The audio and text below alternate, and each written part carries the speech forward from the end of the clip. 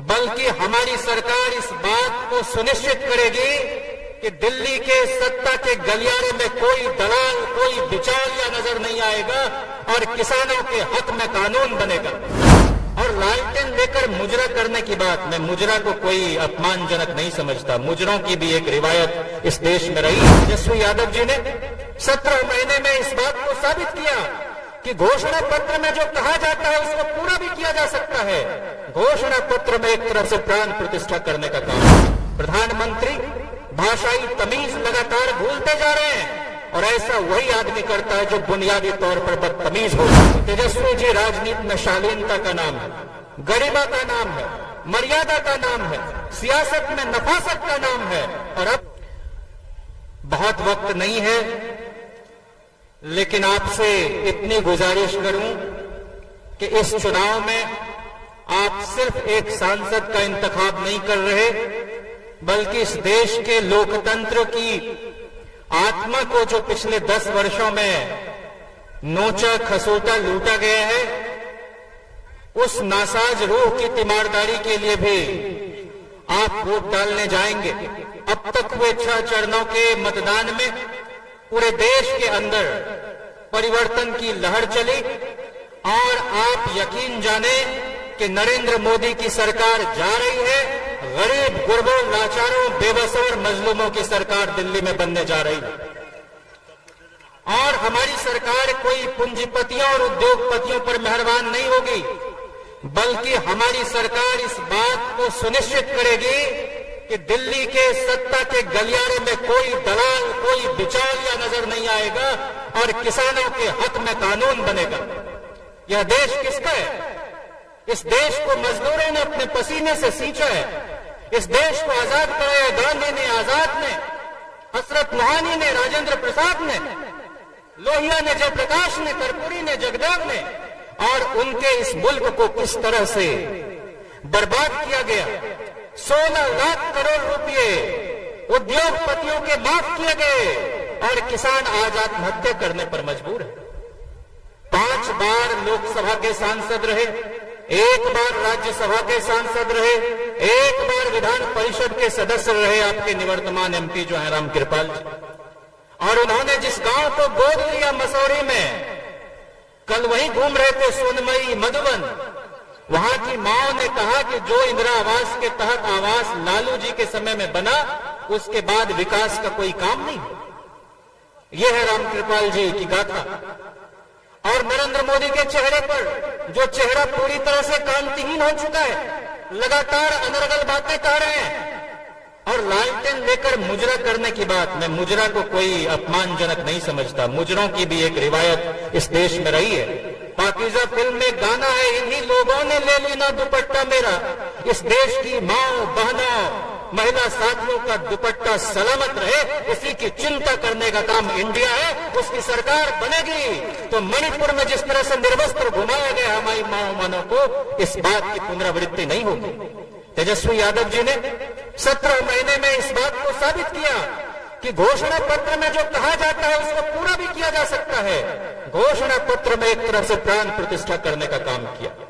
प्रधानमंत्री भाषाई तमीज लगातार भूलते जा रहे हैं और ऐसा वही आदमी करता है जो बुनियादी तौर पर बदतमीज होता है। कोई नॉर्मल आदमी लगातार इस तरह की बयानबाजी नहीं कर सकता। और हम आपसे कहना चाहते हैं कि तेजस्वी जी राजनीति में शालीनता का नाम है, गरिमा का नाम है, मर्यादा का नाम है, सियासत में नफासत का नाम है। और अब तक के 9 वर्षों के संसदीय जीवन में कोई एक बयान आप नहीं बता सकते तेजस्वी यादव जी का जिसको लेकर हम लोगों को पसीना होना पड़े, जिसको लेकर हमको स्पष्टीकरण देना पड़े। 2.25 लाख शिक्षकों की बहाली की उन्होंने। 94 में लालू यादव जी ने परीक्षा लेकर मास्टर साहब को नियुक्त किया। उन्हीं के बूते अब तक सरकारी विद्यालय चल रहे थे। 30 वर्षों तक आने वाले दिनों में मेरी माँ, आपके बच्चे सरकारी विद्यालय में पढ़कर इस देश में ऊंचे ऊंचे पदों पर पहुंच सकते हैं। इस बात को सुनिश्चित कर दिया तेजस्वी यादव ने। आज इस चिलचिलाती धूप में 60 बच्चे और बच्चियां बेहोश हो रहे। ये किस तरह का कुदरती फरमान चल रहा? कोई पाठक है ये बददिमाग बदतमीज आदमी, ऐसा महाढक मुख्यमंत्री और उनसे भी ज्यादा ढक उनका पदाधिकारी मुख्यमंत्री की बात नहीं माने। किस तरह की हुकूमत चल रही है बिहार में। आप लोग वोट दीजिए मेसा जी को।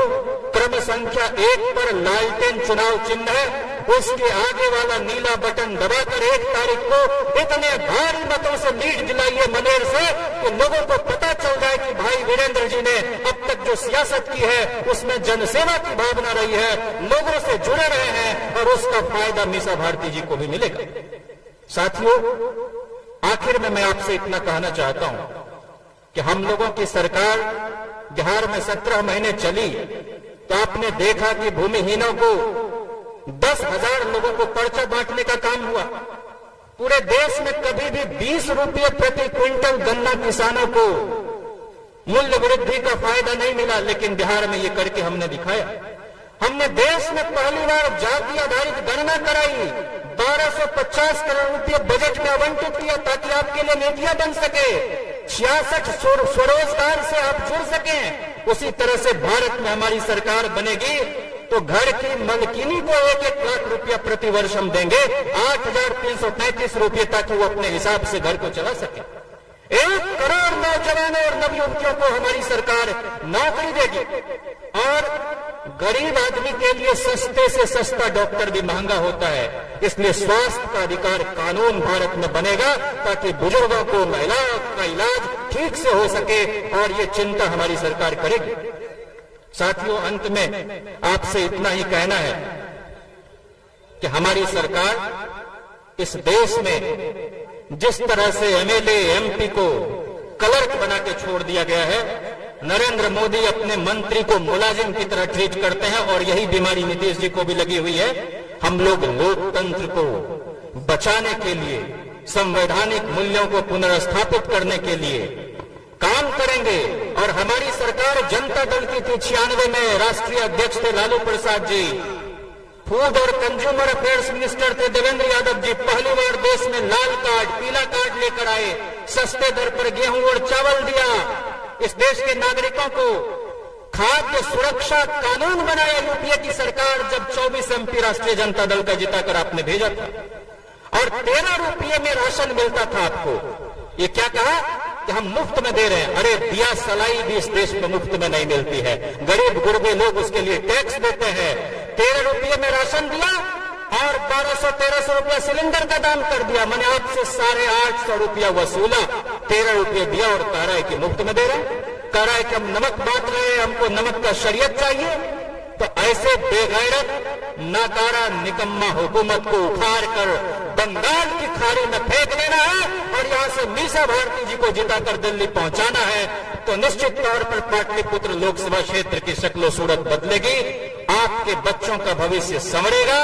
और जिस तरह से मनेर में भाई वीरेंद्र जी ने आपके दुख सुख में शिरकत की है, मीसा भारती जी हो सकता है आपकी मरनी हरनी में भोज भात में थोड़ा कम आए, लेकिन आपके अधिकारों की हिफाजत के लिए दिल्ली में मुस्तैदी से खड़ी रहेंगी। मीसा भारती उस धैर्य से भरी मां और उस पराक्रमी पिता की पहली संतान है जिनको उनका नाम भी उनके माता पिता ने नहीं बल्कि इस देश को बनाने वाले लोकनायक जयप्रकाश नारायण ने उस समय दिया जब हमारे महापुरुष, हमारे महारथी सब जेल में बंद थे। हम लोग ज्यादती के खिलाफ लड़ने वाले लोग हैं, इसलिए इस सरकार का भी वक्त हो चुका, 10 साल कोई कम नहीं होता। और आखिर में मैं आपसे कहूं कि मिथकीय चरित्रों में भी बड़े लोग थे, लेकिन बावजूद इसके कृष्ण गाय चराया करते थे, बलराम हल चलाया करते थे। आज उसी गाय के नाम पर जिस तरह से ये लोग हुड़दंग कर रहे हैं और किसानों के हल की मूठ पर जिस तरह से गिद्ध दृष्टि इनकी लगी हुई है, उस हल को बचाना है, उस खेत को बचाना है और किसानों को 10 फसलों पर न्यूनतम समर्थन मूल्य देना है ताकि उतने से कम में किसी की फसल नहीं बिके और किसानों को उसकी जेब में सही मुनाफे के साथ पैसा जाए ताकि वो अपने बच्चों को लिखा पढ़ा सकें। इसी उम्मीद और यकीन के साथ कि हमारी सरकार, हमारी पार्टी सबको साथ लेकर चलती है। जिस समय लालू जी मुख्यमंत्री थे 28 अगड़ी जाति के विधायक चुन के आए थे, 18 को मंत्री बनाया, 63 पिछड़े जीत के आए 31 को मंत्री बनाया, 22 दलित जीत के आए, 11 को मंत्री बनाया, 12 मुसलमान जीत के आए, 8 को मंत्री बनाया, 2 आदिवासी जीत के आए, दोनों को बनाया, 19 कुशवाहा को टिकट दिया, 17 जीत के आए, 15 को मंत्री बनाया। इसलिए हम कोई एमवाई की पार्टी नहीं, शुरू से हम लोग सब लोगों की पार्टी रहे हैं, सबको मान सम्मान देने का काम किया है और इसी भावना के साथ हम लोग आगे काम करेंगे। इन्हीं शब्दों के साथ आपसे फिर एक बार अपील करते हुए कि ईवीएम के क्रम संख्या 1 पर आपके हसरतों की पार्टी जो है राष्ट्रीय जनता दल, उसका चुनाव चिन्ह है लालटेन, उसको अपना सहयोग, समर्थन और स्नेह देकर उस पर बटन दबाकर भारी मतों से मीसा जी को जिताएं। दिल्ली में अपनी हुकूमत जब आप बनाएंगे तो 2025 में बिहार को संवारने वाले तेजस्वी यादव जी के मुख्यमंत्री बनने का भी रास्ता साफ हो जाएगा। इनकलाब जिंदाबाद।